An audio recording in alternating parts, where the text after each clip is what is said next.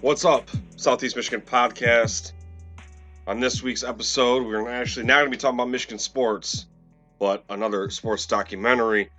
On today's episode, we'll be talking Bad Sport, Netflix series, and this episode is going to be Hoop Schemes, titled Hoop Schemes. This episode is brought to you by our sponsor, Sign Up Expert. When our community wins with us, we want to ensure you maximize your ROI. Line shopping for the best odds matters, and this is why any profitable sports bettor needs to be using multiple sports books. Thankfully, there's never been a better time to get signed up, and we are here to connect you with the best promotions industry-wide. Using our link, signupexpert.com/southeast, you can get access to all the sports books in your region, along with a review of each platform and its unique features. Most importantly, this page automatically connects you to the top promotions at each book, allowing you to start line shopping with enhanced bankroll. If you want to take advantage of these benefits, support our brand, please consider signing up for your next sports book at signupexpert.com/southeast. So yes, I just now realized I look like, we're up on YouTube now. Yes, second episode on video, and I'm wearing like one of my work shirts, and it's like camo green with black lettering. I got my black necklace on right now. I look like Vladimir Zelensky, the Ukrainian president, right now. I'm like down in my bunker talking to Wolf Blitzer or somebody. But yeah, so yes, we're up on YouTube now, video, audio, all that stuff. Like, share, subscribe, 5-star review if you're so kind, and free and available wherever you listen or watch now. Links and everything in the description box for Twitter, or you can hit us up on Facebook, join the page for discourse there. But anyways, leave me a comment. Let me know what you think about Michigan sports when we do it, and we talk about the sports documentaries. Let me know. If you've seen it or not. Give me your thoughts. But we did one other documentary review so far, and it was the Michigan Ohio State one, called Tiebreaker, about the 1973 Michigan Ohio State football game that ended in a tie. Ohio State went to the Rose Bowl. Michigan did not, based on athletic directors and their voting. Was the system at the time. Anyways, enough about that. So go ahead, scroll back a few months if you want to listen to that one. But either way, this is our second documentary review. And I don't know, I'll give you my review at the end out of a rating to 10, 1 to 10. And Tiebreaker was 7.9. So I might have raised that bar a little bit high there because of my bias towards Michigan and stuff like that. So I'll give you my score on this one at the end. So again, on Netflix, there's a series called Bad Sport. I believe there's 6 episodes in that series, and the first one we're about to hit up, Hoop Scheme. So if you never heard of the other, this was probably, I can't remember. I know it's like the late 80s, early 90s. There was one called Hoop Dreams, and about 2 high school basketball players going to college and stuff like that. And so yeah, they kind of little played or play a little off that in this one with the name. All right, so I'm all over the place here. All right, so the synopsis on IMDb is, a gambler and players involved in a 1994 Arizona State basketball point shaving scandal describe how and why they plotted to fix games for a payout. So to be honest, when I first watched this was this series dropped in 21, and so about that time is when I watched it for the first time. I rewatched it just recently to get like a refresher. This literally took just the same time frame as the Fab Five, and the whole Chris Webber, Jalen Rose thing, but it wasn't until a few years later that the whole Fab Five and Ed Martin and all that stuff came to light. Really, after Chris Webber was with the Sacramento Kings, and then this essentially happened all in a year's time. Or actually, I want to say, yeah, a year's time, and then um, our main character in this here, he was I think finally arrested in 1997, but we'll get to it. I'm jumping the gun here. This is only my second documentary review, so bear with me if I skip around a little bit. So background: head coach Bill Frieder takes over a basement-dwelling Arizona State basketball program in 1989. The Sun Devils at this point had not made an NCAA tournament appearance since 1980-81. So Bill Frieder was the head coach at Michigan for 9 seasons, composing a record of 188 and 90 with 4 tournament appearances, not including the 88-89 Michigan season, 1 NIT championship, and 1 Sweet 16. Right before the 88-89 tournament, Frieder accepted the Arizona State job when, at the time, Michigan athletic director Bo Schembechler fired him and named Steve Fisher the interim head coach. Steve Fisher would lead Michigan through the tournament to win the school's only national championship, defeating Seton Hall in overtime. Our main character in the story, however, is Stephen Smith, aka Headache Smith. And if you look online or see the subtitles, because I'm getting older now, so like with the kids running around the house, or the volume always going up and down when you're watching shows, I always watch with closed captioning now, especially like shows like Game of Thrones where there's a lot of dialogue going on. And headache here is spelled Hedake, because apparently, according to Wikipedia, when I think it was Headache's mom had a license plate. Because he was such a pain in the rear end when he was growing up, so that you got that name Headache. But they spelled it the way they did so they could fit on a license plate. Smith began his career in the 1990 season at Arizona State, and our story here picks up during early January of 1994 in his final few months as a senior. The Sun Devils record during Headache's freshman through junior years were 20 and 10, 19 and 14, and 18 and 10. Now let's get into the senior year. Let's get into the meat and potatoes.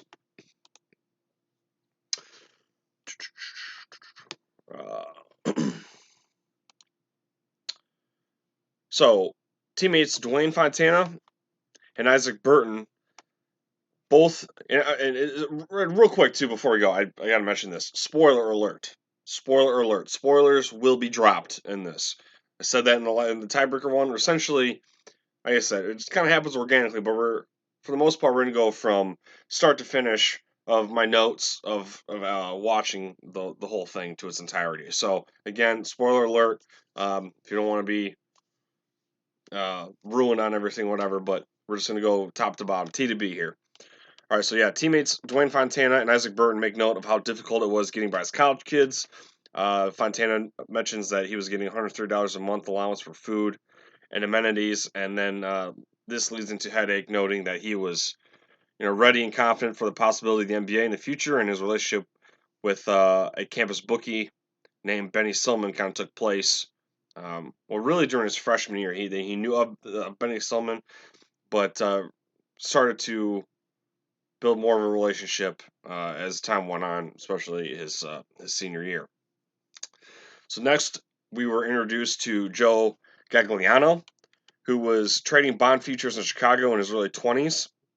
Joe describes a phone call he received from Benny Silman. Again, Benny Silman was a campus bookie at Arizona State, who knew they knew each other from Joe's brother, and Benny tells him that he has the fix in for college basketball. Says he has a starting point guard for the Sun Devils in his pocket. Benny says Headache is in my bookmaking operation, and he's in for $10,000 and has no way to pay me right now. So basically, Headache Smith starts gambling, gets himself into a hole, and the only way to get out of the hole is to essentially buy your way out or win your way out of the situation. So Joe and Benny, of course, then use that leverage. So Headache and the point shaving, use that as leverage. So Headache and point shave and manipulate all the games. Headache said he would do it, but doesn't want to lose. So Headache Smith is all for it, but he doesn't want to at least throw the games to lose. So when we'll get into it now, in a few moments, but when these guys start making these bets, it's always to win. Well, at least Headache has as long as he wins, he's good. But you'll see there's a slight hook. So Joe and Benny are going to give Headache $20,000 a game for 2 games. Headache Smith then recruits teammate Isaac Burton to join the scheme. Tells him it would be okay to miss some shots if I tell you to. Question mark. Burton was apprehensive at first, but then concedes. Joe targets 2 games on Arizona State's schedule, where the Sun Devils would be favorite in the matchup. Those would be in Oregon and Oregon State. So again, Joe Gagliano, man from Chicago, who knows Benny Stillman, the bookie, because of Joe's brother. So I want to make that clear. So Joe is basically going to be flying to and from Vegas from Chicago throughout this whole thing. So Joe, again, he's like 23, lives in Chicago, has a lot of money, or making, doing very well financially for himself at a young age. Joe's going to take out $500,000 from his savings. So then he does fly to Vegas, and by betting just under 10 grand at numerous hotels, he's avoiding detection or raising suspicion. So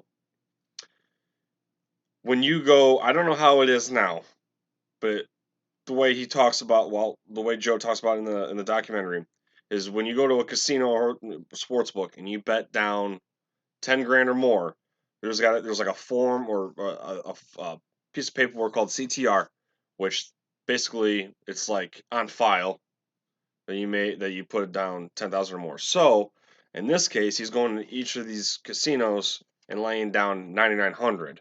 That way, it's supposed to be under the radar, and you don't have to generate a CTR form. All right, so Joe and his dad and his buddies all get the money laid out. They're ready to go. So 500,000 on the line here, and first game up is against Oregon State. Arizona State was favored by 12, and Joe told Headache, "Don't win the game by more than 6 points." So Joe is trying to give himself a little leeway. So if he tells, Headache the line's 12, you don't want to set yourself up to where like you start letting either putting the foot on the gas or letting the foot off the gas pedal. You know what I'm saying? So by giving that cushion there, there's a little leeway. So the final score, this first game right here, Headache just wants to be in for 2 games, 20,000 apiece, get out. The final score ended up being 88-82.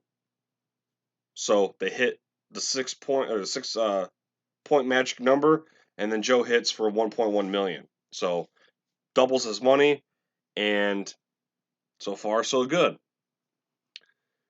Now, second game up against Oregon, the Ducks. Now we're getting a little more aggressive here. Joe puts down 1.2 million on Oregon. So line opened up again here at 12 or 12 and a half. Joe calls up Headache and says magic number is 6 again. Don't win by more than that. During the early stages of this game, Arizona State gets up on Oregon quickly by 15 points, and Headache Smith, or Steven Smith, hasn't even scored yet. Dwayne Fontana, who was not in the scheme, comments that Headache wasn't as aggressive in this one, not playing like himself, so definitely like raising an eyebrow or two. And the Oregon State game, Headache scored 39 points. This game was harder for him to control because other teammates, like I said, Fontana were just playing well. So it was a collective effort. So again, in this scheme, it's only Headache and Isaac Burton. Now, Headache leaves this game with a freak ankle injury. Because of what's at stake, Smith gets it taped up and comes back in. So, you you're watching the game. I can only imagine Joe watching this game and seeing Smith get out, and it's like, oh boy, what did I? You might chalk this up as just as a loss here. But Oregon plays a better second half, and Arizona State doesn't do enough to. Arizona State does enough to win again by 6 points. So 2 for 2. A lot of pressure was with this game because Smith had the intentions of just doing 2 fixed matchups, but as you'll see in a moment, it just keep digging further and further as we get along here. So Joe brings in 2.5 million. Burton and Smith get paid that night, and these two goofballs go on a shopping spree, essentially blowing every single dime they made on this, um, on clothes, shoes, cars, jewelry.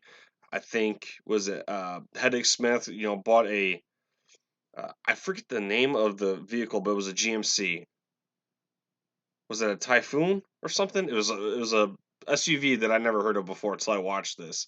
But they tint the windows out, you know, soup up the engine, put the rims on. Of course, they're getting all the ice, the jewelry, and so they're kind of walking around not hiding it. And that's kind of how the Michigan thing was post Fab Five. You got a lot of these guys, walking around not hiding anything, not being very discreet about it. You know what I'm saying? Um, at this point in the doc, you meet Kent Summers, who was a journalist covering Arizona State athletics at the time. He got a tip that Headache Smith from the basketball team has been seen with a new vehicle, wearing a lot of high end clothes and accessories. And to Kent, it didn't make a lot of sense because he knew Smith was a shoo-in for the NBA, so he didn't think he would, if anything nefarious was going on, that he would be accepting gifts or bribes or stuff like that because he's if he continues the trajectory he's on, he'll be in the NBA making money, in no time. So again, Joe Gagliano, the dude from Chicago here, the guy kind of financing everything, yeah, makes that 1.1 million, bets it, brings home 2.5 million. Now he's going back to Chicago, assuming the partnership is done. Again, 2 in, 2 out, that's it. According to Joe, he then gets a phone call from Headache, says he wants to put 20,000 on himself versus UCLA the next day. Joe said, "Okay, you got Arizona State for +4 for 22,000." So, match number went from 6 to 4 here. However, Headache says, "No, that's bullshit." So apparently, you watch this. Apparently, that phone call went two different ways. Joe sees it one way, Headache sees it another. Headache doesn't really elaborate on what actually transpired. Just said, you know, there's bullshit apparently, but that's what Joe says. So with a minute to go in the game, okay, against UCLA, it's a tied 70 apiece. With just a few seconds remaining, UCLA goes up to 76-70. So we're +2 right now, going the other direction. Headache is calling for the ball. Now this is like one of the like it's kind of funny in a way, but he's got to get to 4 somehow, right? Anything 4 or less. So with like just seconds to go, game's over with, right? You can't foul and hope for a missed free throw again or a 1-and-1, whatever. So Headache is calling for the ball. He dribbles up the floor and just fires an absolutely meaningless shot for a 3-pointer and just misses. And Fontana says Headache was distraught, but and pissed and upset, and he was like, "Who cares? We would have won anyway." So now Headache Smith is now 22,000 in the hole with Greg. So now you're in a position where it's like you're in this life now for good almost. And so with Southern Cal, USC coming up, Greg and Benny the bookmaker from campus, now they have Headache for at least one more game, right? So they got him hooked. So Joe goes out, flies to Vegas. He bets 2.5 million on USC. The line was 11. The line opens up at 11. So, again, if you guys aren't familiar with sports betting, you have a game, doesn't matter the sport. You got that spread, and depending on how people bet, that line can fluctuate. It doesn't stay specifically concrete at that number. And depending on what sportsbook you go to or what app you use, it's all different. That's why, the sign up expert website, whatever, it's how you line shop, right? You check out what Caesars is saying, you check out what MGM is saying. It's all over the place. So once again, Joe has Arizona State for no more than 6 if they win. So the magic number is back to 6. So in this game, USC goes out and just absolutely obliterates the Sun Devils. USC wins 68-56. Now, Dwayne Fontana was upset. And he notices his team is breaking down and is upset that he's busting his ass every night and not seeing the results. So they just come out flat on their face and just get trounced by the Trojans. Now, it's good news for Joe and the boys here with the money because Joe cashes in for $11 million. May I not forget to mention Greg is only 23 years old at the time. So again, making hand over fist money from his 9 to 5, which was trading stock futures, and now he's playing money here on college basketball, and he just cashed in for 11 million on this USC game. So good for Headache's wallet, I guess. Good for Isaac Burns' wallet for the moment, and then of course Joe is getting a hefty payout himself. So this is where you should have stopped. You should have stopped even probably before the USC game. But now it's going to start coming full circle here, and it's going to start ruining these young people's lives here for their foreseeable future. So Benny, the bookmaker, calls Greg and tells him a local bookmaker, another one in the area, heard about the plot and wants in as well. I believe this person was called Big Red, and at the end of the documentary, nothing is mentioned of Big Red. So, maybe Big Red got off scot-free. I don't know. And Greg doesn't want to do any part of it. At least he says so in the doc.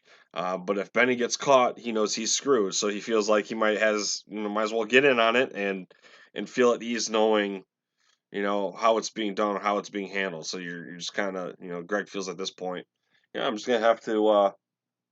I'm gonna have to just get my hands in on this one, even though I don't want to. So Sun Devils are set to take on the Washington Huskies. Now Joe lays $3 million on the Huskies, and that moved the line significantly. So this one again opened up at 12 points, and at the end of it all, up till game time, it moved down to 3.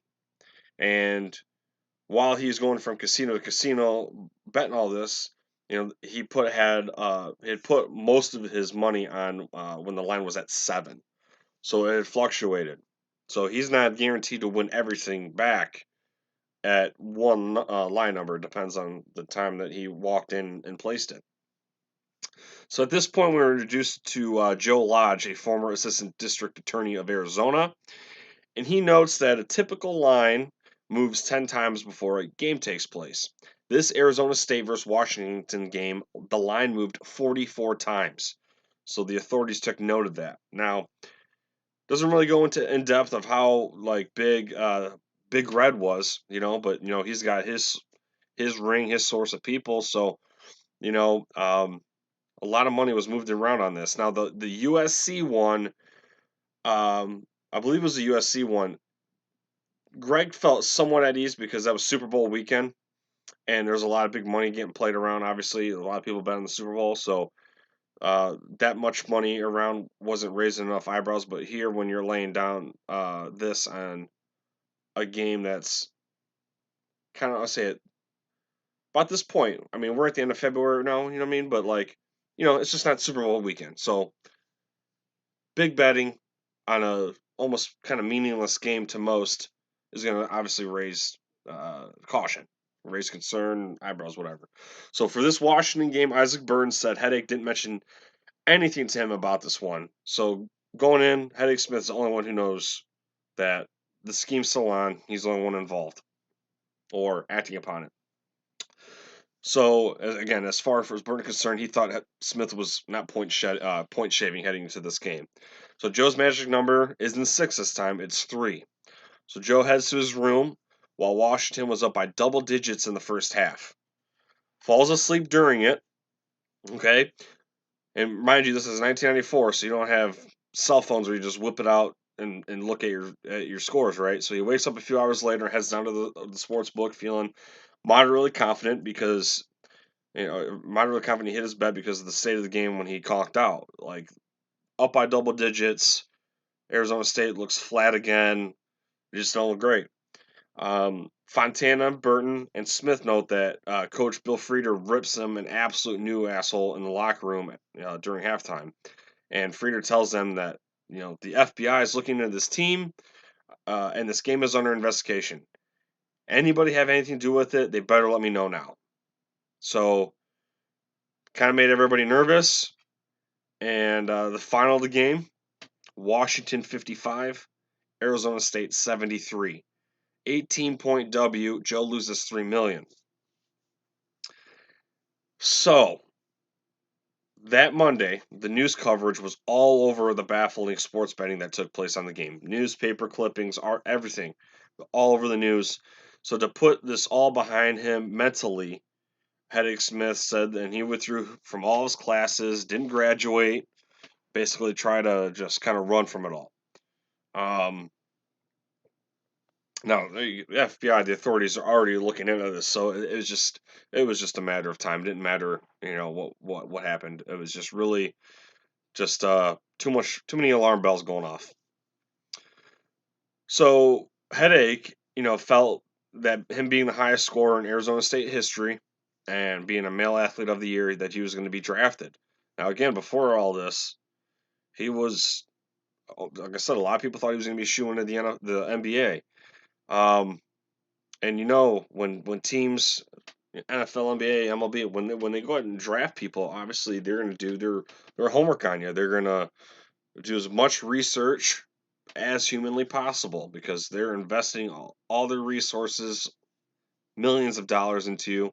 And so, they want to make sure they're getting a good return on their investment. So, Headache, he ends up going undrafted, right? And this is going to be the same draft that you got Grant Hill, Danielle Marshall, Juwan Howard, a lot of big names were in this draft class. So, shortly after, and I don't know specifically like what month or weeks or how in between these events are, but after the draft, Joe gets a phone call sometime later from the FBI letting him know he is a target in the criminal prosecution regarding the Arizona State matter. So, from what the FBI tracked down, it was said to be $8.7 million were in on fixed games, and they also spotted the money transfers to Stephen Smith. So they didn't do a very good job at covering the tracks in some aspects, but at the end of the day, uh, this cost Headache Smith, a shot in the NBA, and Isaac Burton was a solid player himself. He basically bounced around Europe and everything, not NBA. But Isaac Burton, he got 3 years probation, 200 hours of community service, and $8,000 fine. Joe Gagliano, the money mover here, he got 15 months in prison and 3 years supervised release. And Headache Smith received a year and a day in prison and also an $8,000 fine. So at the end of the day, it didn't say anything about like vacating wins or anything like that, but it obviously did show that these guys were punished and their adult lives were affected by it. Um, I was trying to look at recruiting classes or like how highly touted these guys were coming out of high school, and internet only goes back so far in terms of that stuff. Like I think the farthest I could go back on Basketball Reference was like 1999, so not even close. Because I was just curious what these guys were rated as, like McDonald's All Americans, all that stuff. Um, but yeah, so I mean that's really the gist of it. Again, it was very interesting. Like I said, I never knew anything about this. And it all happened about in the same time the Fab Five was going on. So, Stephen Smith has got a lengthy career history. I mean, he played for the Dallas Mavericks for like 8 games in 1997, but I mean, he was just all over the place in different leagues, foreign leagues. But yeah, he was 2-time first team All Pac 10 in 93 94. He was, according to Wiki here, he was on the 1993 U21 FIBA World Championship national team. So again, the dude had a very good shot. If anyone's curious, his career-wise at Arizona State, he was averaging 14.5 points per game, 2 steals, 3.5 assists, 2.5 rebounds, and 0.1 block. 3-point percentage was 36. He was a 77% free throw shooter, and the 1992-1993 season when they went 18-10. They got bounced in the NIT the first round. That was when he was averaging 20 points. So he definitely could light it up. And the funny thing is after Heading Smith left, after he had a senior year, Arizona State the following season went 24-9 and got to the Sweet 16. So they got to the Sweet 16 without Smith. And then Bill Frieder won 11-16 and 10-20, and he was essentially let go afterwards, because 1997, like I said, is when really the punishment started getting handed down. And so Bill Frieder has an interesting coaching career. Like I said, it was at Michigan. Had Michigan on the up, I guess you would say, in the mid 80s. Winning enough to get out. Bounced in the second round, got to the Sweet 16, and then had a championship level team. Gets to the national championship, but they get to that point without him. Steve Fisher interims in. But yeah, Arizona State was absolutely down in the dumps, and he got them turned around in a lot better shape, but it didn't end well. Isaac Burton, again, if you're interested, he played 2 seasons there. At least that's on reference.com. So his junior and senior year, he put up stats per game. Career-wise, 14 points, 3 boards, 2 assists, steal and a half, and just under, I say just under, but just 0.2 blocks. He was a 80% free throw shooter, and not much of a 3-point shooter. He had 32, but a percentage there. But so there you go. So hoop schemes. Thought it was solid. Thought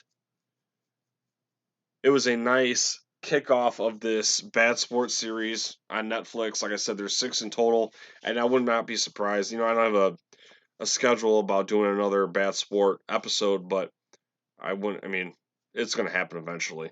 So like I said, I gave Tiebreaker a 7.9 when we did it. That was around the Michigan-Ohio State game. That was just a fitting time to do it. I would probably give this episode, Hoop Schemes here, a 7.3. I say a 7.3. Now, I really enjoyed it. Like I said, I'm probably got a little overzealous with the tiebreaker one, but I think 7.3 is pretty good. I think that the runtime was good. It was about just over an hour. I thought maybe delving into Big Red a little bit more, although, depending on how far that scheme, on how intricate it was, it might, maybe could add another 10 or 15 minutes onto it, and then it would have been too long. But I don't know. It was just, I thought it was really well done. So 7.3 for Bad Sport and Hoop Schemes. So appreciate you guys watching or listening. Like I said, everything will be in the description box below. Free and available wherever you listen. Please give us a shout out on any of the platforms. Like I said, we're up on YouTube now. This is the second ever video. So again, thank you for the support. I'll talk to you guys next time. And Michigan fans watching or listening, go blue. We'll talk to you about that in the coming days. Peace.